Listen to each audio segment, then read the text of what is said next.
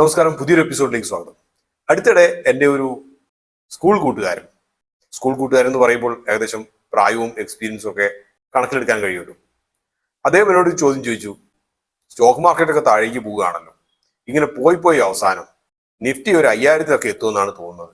എനിക്ക് കുറച്ച് മ്യൂച്വൽ ഫണ്ടിലൊക്കെ നിക്ഷേപങ്ങളുണ്ട്, അതെല്ലാം എടുത്തിട്ട് ഞാൻ FD ഇടാൻ വേണ്ടിയിട്ട് ഒരു തീരുമാനം എടുക്കുകയാണ്.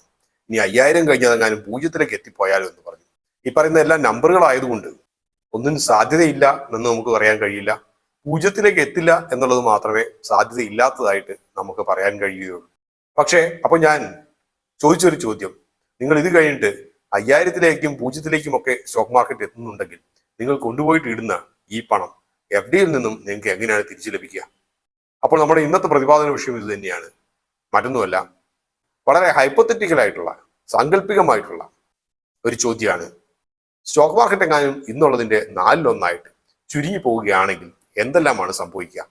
സാമൂഹികമായിട്ടും സാമ്പത്തികമായിട്ടും എന്തെല്ലാം സംഭവിക്കുന്നത് നമ്മൾ പ്രതീക്ഷിക്കണം. സ്റ്റോക്ക് മാർക്കറ്റ് 4-1 പോയി കഴിഞ്ഞാൽ ഒന്നാമത്തെ കാര്യം നമ്മൾ പ്രതീക്ഷിക്കേണ്ട കാര്യം, ഇവിടെ ഒത്തിരിയേറെ ബാങ്കുകളും NBFCകളും ഒളിഞ്ഞു പോകുക എന്നുള്ളതാണ്. നമുക്കറിയുന്ന പോലെ തന്നെ ബാങ്കുകളിൽ ഏകദേശം 40-45% ലോണുകൾ കോർപ്പറേറ്റുകൾക്കാണ് കൊടുത്തിട്ടുള്ളത്.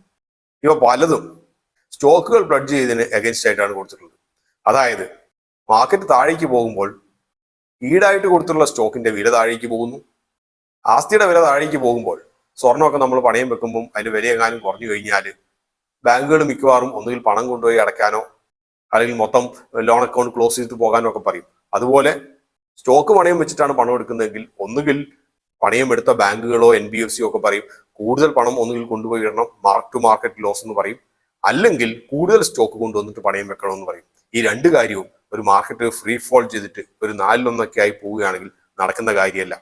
കാരണം സ്റ്റോക്ക് പണയം വെച്ച് 100 കോടി രൂപ കടമെടുത്ത ഒരാളെ സംബന്ധിച്ച് അണ്ടർലൈങ് അസറ്റ് എന്ന് പറയുന്നത് 4-1 കുറഞ്ഞാൽ വെറും 25 കോടി രൂപ മാത്രമായിട്ട് നിൽക്കും. അതേസമയം തന്നെ മാർക്കറ്റ് താഴേക്ക് പോകുന്നതുകൊണ്ട്, സ്റ്റോക്ക് മാർക്കറ്റ് താഴേക്ക് പോകുന്നത് കൊണ്ട് വെറുതെ അല്ല പോവുക, കൺസംഷൻ താനേ കുറയും. കൺസംഷൻ താനേ കുറയുന്നത് കൊണ്ട് ഇവ വ്യവസായത്തിനും അതേപോലെ തന്നെ മൊത്തമുള്ള കച്ചവടത്തിനെയും ബാധിക്കും. അതുകൊണ്ട് തന്നെ കൂടുതൽ ഫണ്ട് റൈസ് ചെയ്യുക, കൂടുതൽ കടം കൊണ്ടുപോയിട്ട് അടയ്ക്കുക എന്നുള്ളത് നടക്കില്ല.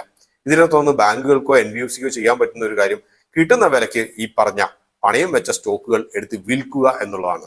അതേസമയം ഇത് വിറ്റ് കഴിഞ്ഞാൽ തരാനുള്ള പണത്തിന്റെ മുഴുവൻ ലഭിക്കുമോ എന്നുള്ളത് ചോദ്യം അവിടെ നിലനിൽക്കുന്നു. അത് ലഭിക്കില്ല. അപ്പോൾ ഇത്തരത്തിലുള്ള കിട്ടാക്കടം പെരുകി ആദ്യം NBFCകൾ തകരും. കാരണം NBFCകൾ കുറെ കൺസ്യൂമർ ഡ്യൂറബിൾസിനൊക്കെ കടം കൊടുത്തിട്ടുണ്ടാവും, അവ കിട്ടാക്കടങ്ങളായി മാറും. അതിന്റെ പുറകെ ബാങ്കുകൾ പൊളിയും, പ്രൈവറ്റ് ബാങ്കുകൾ പൊളിയും. അതിന്റെ പുറകെ തന്നെ സർക്കാരിന്റെ ബാങ്കുകളും വലിയ ഒരു പ്രതിസന്ധിയിലേക്ക് എത്തിത്തിരും. അതുകൊണ്ട് തന്നെ FD നിങ്ങൾ നിക്ഷേപിച്ച പണം, ഈ പറഞ്ഞ ഏത് ബാങ്കിലാണെങ്കിലും FD നിക്ഷേപിച്ച പണം തിരികെ കിട്ടാൻ കുറച്ച് ബുദ്ധിമുട്ടായിരിക്കും. ഇതൊരു പുതിയൊരു കാര്യമൊന്നുമല്ല. നമ്മുടെ ട്രഷറിയിൽ സ്ഥിര നിക്ഷേപമൊക്കെ ഇട്ടവർക്ക് പലപ്പോഴും കാലാവധി കഴിഞ്ഞ് ഇതിന് ചോദിക്കുമ്പോൾ തന്നെ പണം തിരിച്ചു കിട്ടാത്ത ഒട്ടനേകം അവസരങ്ങൾ കഴിഞ്ഞ ഒരു 10-40 കൊല്ലത്തിന്റെ അകത്ത് സംഭവിച്ചിട്ടുണ്ട്. അപ്പോൾ ഇതേ കാര്യം തന്നെ സംഭവിക്കാൻ സാധ്യതയുണ്ട്. അപ്പോൾ അതുകൊണ്ട് സ്റ്റോക്ക് മാർക്കറ്റ് ഈ പറഞ്ഞ പോലെ വലുതായിട്ട് അങ്ങ് പൊളിഞ്ഞാൽ പിന്നെ FD ഇട്ട പണത്തിനും വലിയൊരു ലിക്വിഡിറ്റി ഉണ്ടാകില്ല. സാധാരണ രീതിയിൽ ഇങ്ങനെ സംഭവിക്കുമ്പോൾ ബാങ്കുകൾക്ക് വേണ്ടിയിട്ടോ സർക്കാർ കമ്പനികൾക്ക് വേണ്ടിയിട്ടോ ഒക്കെ ആയിട്ട് ഒരു ബെയിലൗട്ട് പ്രഖ്യാപിക്കുകയോ അല്ലെങ്കിൽ കൂടുതൽ പണം മാർക്കറ്റിലേക്ക് പമ്പ് ചെയ്യുകയോ ചെയ്യും. സെൻട്രൽ ബാങ്ക് ആയിട്ടുള്ള റിസർവ് ബാങ്ക് അതിന് മുൻകൈ എടുത്തേക്കാം. പക്ഷേ ഒരു ദീർഘകാലത്തേക്ക് ഈ ഒരു സ്ഥിതി നിലനിൽക്കുകയാണെങ്കിൽ രാജ്യത്തിന്റെ സാമ്പത്തിക അവസ്ഥ ബുദ്ധിമുട്ടിലാവും. ഇതോടുകൂടി സർക്കാരിന്റെ മുൻഗണനാക്രമം മാറും. ക്ഷേമ പ്രവർത്തനങ്ങൾക്ക് വേണ്ടിയിട്ട് സർക്കാർ മുൻഗണന വെച്ചിരിക്കുന്നത് പതുക്കെ സാമ്പത്തിക അവസ്ഥ നന്നാക്കാൻ വേണ്ടിയിട്ടുള്ളതായിരിക്കും മുൻഗണന. അതോടുകൂടിയിട്ട് നമ്മുടെ നാട്ടിൽ വരുന്ന ക്ഷേമ പദ്ധതികളും അതേപോലെ തന്നെ അടിസ്ഥാന സൗകര്യ വികസനത്തിന് വേണ്ടിയിട്ടുള്ള പണം ചെലവഴിക്കലും ഇവയെല്ലാം നിൽക്കും. അപ്പോൾ ഒരു രാജ്യമെന്ന രീതിയിൽ ഇത് വളരെയധികം കുഴപ്പങ്ങൾ ഉണ്ടാക്കും. അപ്പോൾ അടിസ്ഥാന സൗകര്യ വികസനത്തിന് വേണ്ടിയിട്ടുള്ള പണം ഗവൺമെന്റ് സ്പെൻഡിങ് നിർത്തുമ്പോൾ ഏറ്റവും വലിയൊരു പ്രശ്നം എന്ന് വെച്ച് കഴിഞ്ഞാൽ ആ ഒരു മേഖലയിലുള്ള തൊഴിൽ അത് ഇല്ലാണ്ടായി പോകുന്നുള്ളതാണ് പ്രശ്നം. പണത്തിന്റെ ലഭ്യത കൂട്ടാൻ വേണ്ടിയിട്ട് ഗവൺമെന്റ് ചിലപ്പോൾ കൂടുതൽ ബോണ്ടുകൾ വിറ്റഴിച്ചേക്കാം. അവ അന്താരാഷ്ട്ര മാർക്കറ്റിൽ ചിലപ്പോൾ വിറ്റഴിച്ചേക്കാം. ഇതിന്റെ ഫലമായിട്ട് ക്രമാതീതമായിട്ടുള്ള ബോണ്ടുകൾ വിൽപ്പനയിലൂടെ, കൂടാതെ സാമ്പത്തിക സ്ഥിതി മോശമാകുന്നത് കൊണ്ടും കറൻസിയുടെ മൂല്യശോഷണം, രൂപയുടെ മൂല്യശോഷണം പ്രതീക്ഷിക്കാവുന്നതാണ്. 80 രൂപ, 85 രൂപയും 90 രൂപയിലൊക്കെ ഇരിക്കുന്ന കറൻസി ചിലപ്പോൾ 150-ലും 200-ലും എത്തിപ്പെട്ടേക്കാം. ഇതിനെ തുടർന്ന് ഇറക്കുമതി കൂടുതൽ നടക്കുന്ന ഒരു രാജ്യമായിട്ടുള്ള ഇന്ത്യ കൂടുതൽ കടക്കണിയിലേക്ക് എത്തിപ്പെടും. ഇതുകൊണ്ടൊന്നും തീർന്നില്ല. ഇവയ്ക്കെല്ലാം സാമൂഹികമായിട്ടുള്ള മറ്റൊരു വശമുണ്ട്. സാമൂഹ്യക്ഷേമത്തിന് വേണ്ടിയിട്ടുള്ള ഗവൺമെന്റ് സ്പെൻഡിങ് കുറയുന്നതോട് കൂടിയിട്ട് വളരെയധികം ജനങ്ങൾ കുഴപ്പത്തിലേക്കാവും. സാമൂഹ്യക്ഷേമ പെൻഷനുകൾ ഉണ്ടാകില്ല, ജോലികൾ നഷ്ടപ്പെടും അടിസ്ഥാന വർഗത്തിന്. ഇതോട് കൂടിയിട്ട് നാട്ടിലുള്ള ക്രമസമാധാനം തകരാനുള്ള സാധ്യതകളും വളരെ കൂടുതലുണ്ട്. പിടിച്ചുപറി, ബാങ്ക് കവർച്ച മുതലായവ കൂടിയേക്കാം. മറ്റൊരു കാര്യം, അടിസ്ഥാന വർഗത്തിന് മാത്രമല്ല, ഈ നാട്ടിലുള്ള എല്ലാ ജോലികളും, അത് വൈറ്റ് കോളർ ജോലികൾ ഉൾപ്പെടെ നഷ്ടപ്പെടുന്ന സ്ഥിതിയിലേക്ക് എത്തിപ്പെട്ടേക്കാം. അതിവിടെ തൊഴിലില്ലായ്മ വർദ്ധിപ്പിക്കും, കുറ്റകൃത്യങ്ങൾ പെരുകും. സർക്കാർ ഉദ്യോഗസ്ഥരെയും സ്ഥിര വരുമാനമുള്ള മറ്റ് സർക്കാർ ട്രഷറികളിൽ നിന്നും ശമ്പളം നൽകുന്നവരെയും കാര്യമായിട്ട് വരുമാനം ബാധിക്കാൻ വഴിയില്ല. പക്ഷെ അതേസമയം തന്നെ അവരുടെ വാങ്ങാനുള്ള കഴിവ്, പർച്ചേസിംഗ് പവർ കുറയാനുള്ള സാധ്യതയുണ്ട്. മറ്റൊന്നും കൊണ്ടല്ല, ഇൻഫ്ലേഷൻ കൂടുന്നത് കൊണ്ട് തന്നെ. ഇതിന്റെ ദൂഷ്യഫലം അനുഭവിക്കുന്ന മറ്റൊരു പ്രധാനപ്പെട്ട കാറ്റഗറിയാണ് പെൻഷനേഴ്സ്. കാരണം നമുക്കറിയുന്ന പോലെ തന്നെ നമുക്ക് ഇന്ന് മുമ്പിൽ കാണുന്ന ഒരുമാതിരിപ്പെട്ട എല്ലാ തരത്തിലുള്ള വരുമാനങ്ങളുടെയും അടിസ്ഥാന സ്രോതസ് എന്ന് പറയുന്നത് സ്റ്റോക്ക് മാർക്കറ്റായിട്ട് നിലനിൽക്കുന്ന കാലമാണ്.